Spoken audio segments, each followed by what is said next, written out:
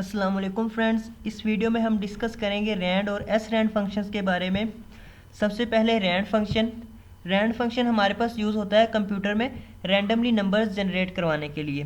For example हम इसमें variable में कोई भी वैल्यूज़ वगैरह नहीं लिखते, कंप्यूटर खुद से ही कोई नंबर जनरेट करवा देता है जो कि वेरिएबल में आ जाता है। अब रैंड फंक्शन हमारे पास डिफाइन है CSTDLIB इस लाइब्रेरी में इस रैंड फंक्शन की डेफिनेशन मौजूद है हमारे पास। अब मैंने एक इंट n नाम से वेरिएबल ले लिया। अब इसमें मैंने कोई भी वैल्यू स्टोर नहीं करवाई हुई, इसमें गार्बेज वैल्यू होगी। अब इसे मैं रैंड से इनिशियलाइज़ करवा दूँ, n is equal to rand से इनिशियलाइज़ करवाने का ये मेथड है हमारे पास, rand n is equal to rand. उसके बाद हम ये ब्रेसेस ये इसलिए यूज़ करते हैं क्योंकि ये रैंड फंक्शन है हमारे पास। अब मॉडुलस ऑपरेटर यूज़ करते हैं हम, और अपर लिमिट इसे बोलते हैं अपर लिमिट। मतलब कि अब n में जो भी नंबर कंप्यूटर जनरेट करवाएगा वो 100 मतलब कि 100 से कम ही होगा, छोटा नंबर जनरेट करवाएगा, 100 से ऊपर नंबर जनरेट नहीं होगा। अब यहाँ पे मैं सी आउट करवा देता हूँ n को, सी आउट n, कंपाइल करता हूँ। n में 41 पड़ा हुआ है, इसने जनरेट करवा दिया। अब दोबारा से मैं कंपाइल करता हूँ, दोबारा से 41 पड़ा हुआ है। अब इस प्रॉब्लम को सॉल्व करने के लिए, मतलब कि हमें हर सेकंड के बाद जो है वो n में डिफरेंट वैल्यू चाहिए हमें, तो इसके लिए हम एस रैंड का फंक्शन यूज़ करते हैं।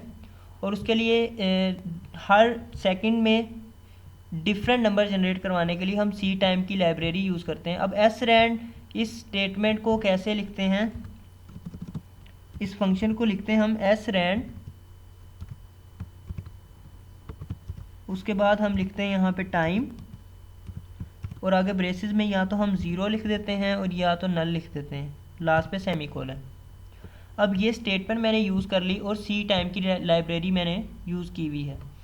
अब मैं इसे दोबारा से कंपाइल करता हूँ। अब हर दफ़ा n में जो है वो डिफरेंट वैल्यू जनरेट हो जाएगी।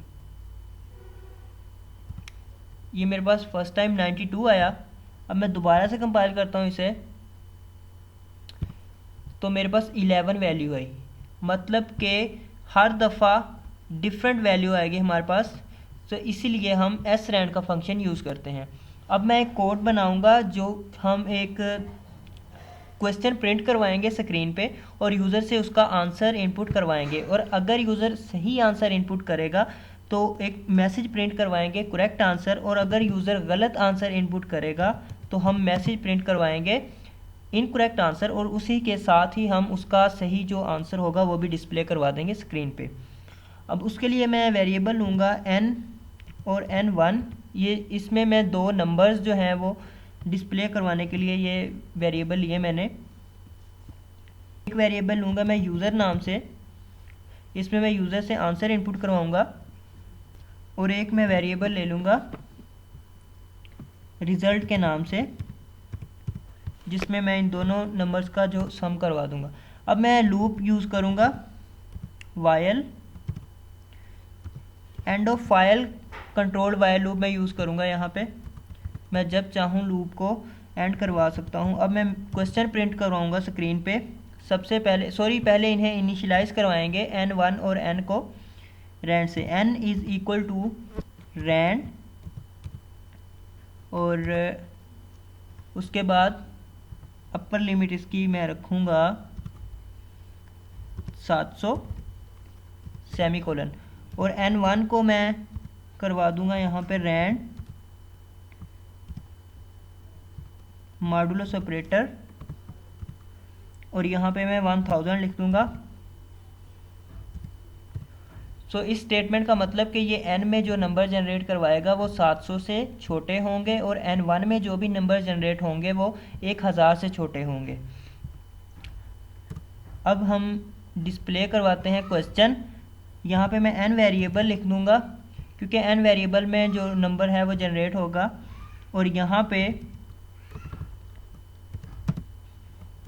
प्लस का मार्क यूज़ करेंगे, और दूसरा वेरिएबल जिसमें दूसरा जो नंबर है वो जनरेट करवाएगा कंप्यूटर, क्वेश्चन मार्क यूज़ कर लेते हैं और एंडल यूज़ करेंगे लास्ट पे। अब मैं रिज़ल्ट नाम के जो वेरिएबल है उसमें मैं इन दोनों नंबर का सम करवा दूंगा n+n1।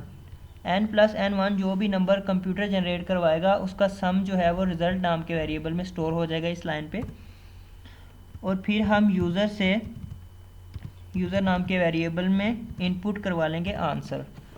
अब हम चेक करेंगे कि जो यूज़र ने आंसर इंटर किया क्या वो करेक्ट है। User is equal to result, अगर तो वो करेक्ट है तो हम मैसेज डिस्प्ले करवाएंगे correct answer, cout correct answer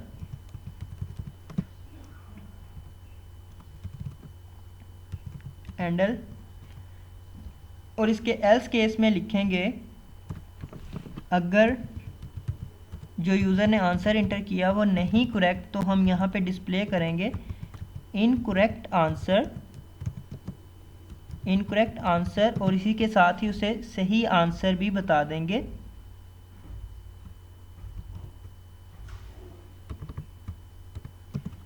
correct answer is, आगे रिज़ल्ट नाम का वेरिएबल जो है वो डिस्प्ले करवा देंगे क्योंकि उसमें कंप्यूटर ने रिज़ल्ट स्टोर करवाया हुआ है जो उन दो नंबर्स का है आंसर। इसमें ठीक है क्योंकि ये कंप्यूटर ने खुद से ही स्टोर करवाया हुआ है। हैंडल यूज़ कर लेंगे यहाँ पे।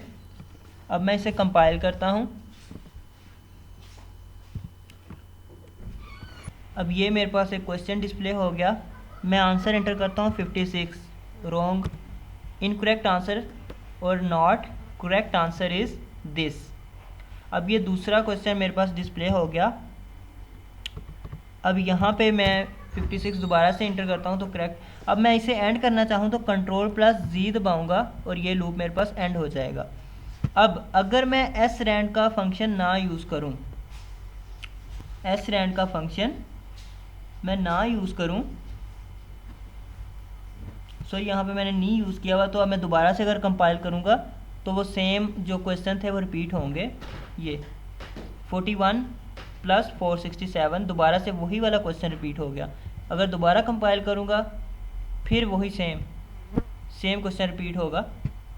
यहाँ पे मैं इस क्वेश्चन इसलिए मैं srand की जो है वो लाइब्रेरी यूज़ करूँगा, सॉरी फंक्शन यूज़ करूँगा srand टाइम